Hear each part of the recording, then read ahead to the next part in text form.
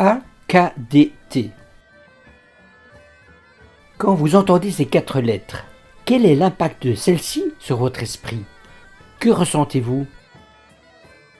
Bonjour chers auditeurs, je m'appelle Pierre Delray, alias Pidel comme nom d'artiste.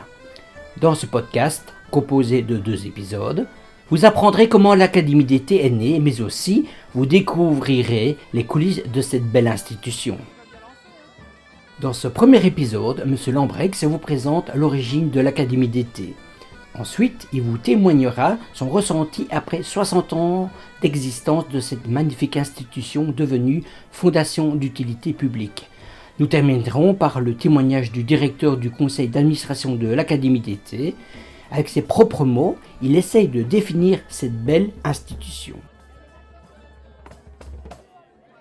Vous êtes-vous déjà demandé comment l'Académie d'été est née? Monsieur Lambrex se présente et vous apporte la réponse. Marcel Lambrex de Neuchâteau. Comment suis-je? Quand on dit vous êtes un des fondateurs, je suis signataire à 3 personnes. On a été signataire de la fondation qui est devenue royale entre-temps.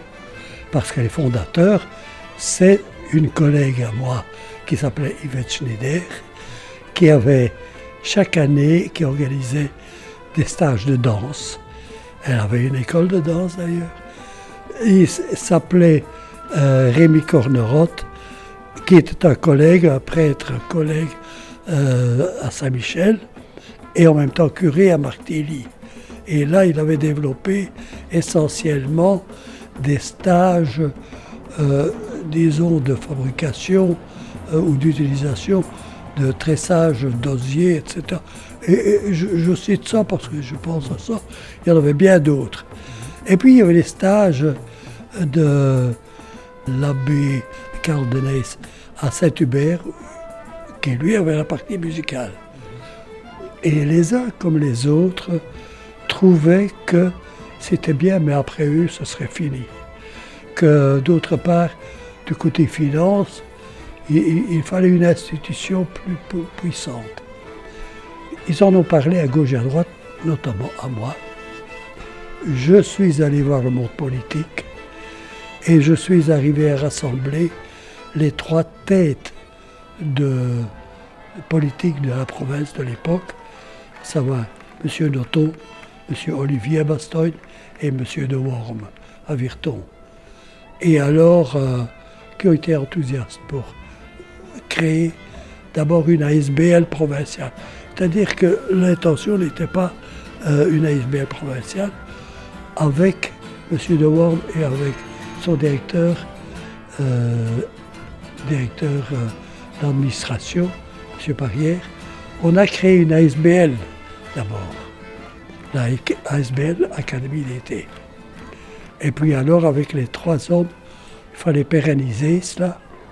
Et alors, eux ont eu l'idée d'abord de faire une fondation. Parce qu'on venait de faire la FUL, Fondation universitaire luxembourgeoise. Donc, au niveau musical, on faisait une fondation qui est à la KDT.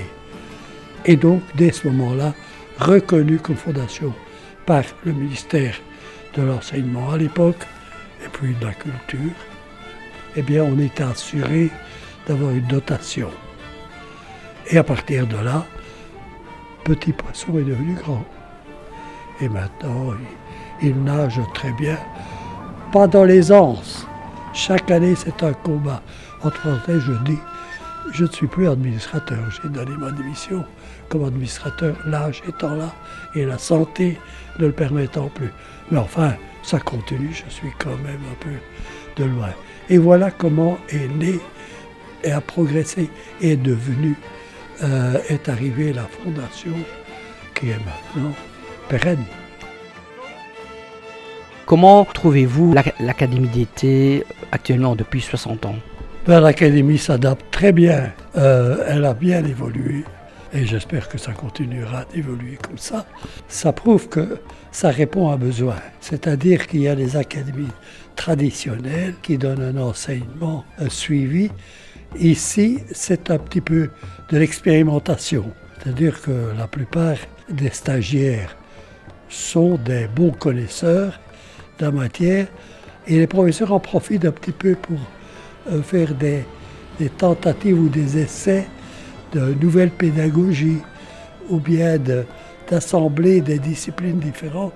C'est surtout ça qui est le gros atout de l'académie, c'est que c'est un melting pot, c'est-à-dire différentes disciplines cohabitent pendant 8 jours et alors on va voir un peu que fait le voisin. Ou bien alors aussi, cette année-ci, ils font un stage de telle discipline, l'année suivante, ils en font un autre et des rapprochements se font. Et je dirais même l'osmose se pratique entre les différents stages. Et ça continue à bien fonctionner. Et ça permet tout d'abord la détente de milliers de jeunes et ça permet l'éclosion de talents. Maintenant, je vous invite à découvrir le président du conseil d'administration. Il exprime sa pensée sur l'Académie d'été, fondation d'utilité publique. L'Académie en fait une espèce de bulle, en dehors de l'espace et du temps, où ce ne sont pas les artistes qui vont se rencontrer, ni même les pratiques qui vont se rencontrer, ce sont les arts carrément qui vont se rencontrer, qui vont s'entrechoquer, qui vont se connecter, qui vont se répondre, qui vont se parler, qui vont faire que des étincelles vont jaillir et le ruissellement de tout ça va découler sur les professeurs, sur les pratiquants, sur les apprenants. Et c'est ça l'esprit académie. C'est ce ruissellement artistique qui vient sur les gens et ça ne se vit que chez nous. J'en ai encore parlé hier avec d'autres professeurs qui me disent mais ce qui se passe à l'académie, c'est unique. Quoi, les professeurs qui me disent mais nous, c'est pas pour boire des coups et trouer la nuit, quoi. C'est parce que dans notre vie de tous les jours, on se croise, on se rencontre, mais on ne s'arrête pas. On n'arrive pas, voilà, on dit salut, ça va, et hop, et on passe à autre chose. À l'académie, on se pose, on se rencontre, et les arts dont nous sommes porteurs vont, comme je le disais tout à l'heure, se rencontrer eux aussi. Et c'est ça qui est important à l'académie. Et la jouissance de cette rencontre-là pour ceux qui sont présents. Et c'est pour ça que c'est important de continuer à faire des soirées, pas pour l'organisation des stages eux-mêmes. L'organisation des stages pourrait s'en passer. Mais parce que la valeur ajoutée de l'organisation des stages, c'est ça. Et évidemment, ça ne peut pas se faire en même temps que les stages, ça se fait après. Nous vous remercions pour votre écoute et nous vous invitons à écouter notre deuxième épisode pour découvrir les coulisses de l'Académie d'été. Également, découvrez les stages de l'Académie d'été en surfant sur le site internet www.akdt.be. À bientôt.